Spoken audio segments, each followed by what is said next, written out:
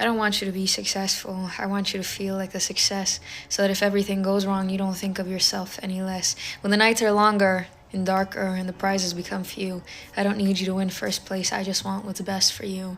So if one day you come home and you tell me that everything is just too much, that the assignments are ending, that the trauma just exacerbates such a feeling of discontentment, a validation that goes awry, if you look at yourself in the mirror and can't help but start to cry, I'll shatter every reflection and then redraw them so you can see this is what you look like. You're everything to me. First place, the winner, the poet, the CEO.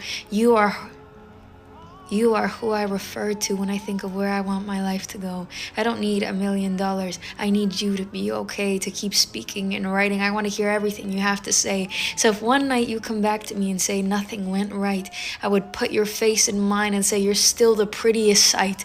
If the theaters were all empty and the books were never sold, if the restaurants went bankrupt, if all the meals all sat there cold, if nobody saw the vision, just judged the draft to be, if everyone hated your work, you'd still have one fan, me. I don't want you to be successful. I want you to be happy with who you are and then realize you're 1,000,000 times better than the version you thought was too far. So that when lakes start to mirror and the sun can't help but kiss your shine, I'll tell you the definition of perfection and then show how you're the picture that I use for mine. And underneath it says successful.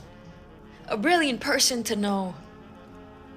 We can't wait to see all the places they will go and all the careers they will pursue that they believe they were never good enough for. I don't want you to be successful because that implies you weren't successful before. You're gonna be outstanding, but if out stood in front of you, it would take a seat because it knows that there's no comparison to. If beautiful fell apart, it would be full of you. I'm repeating it over and over until you memorize it too, that you're gonna be successful. But if success never came, I would draw you to represent it. I would still draw you all the same.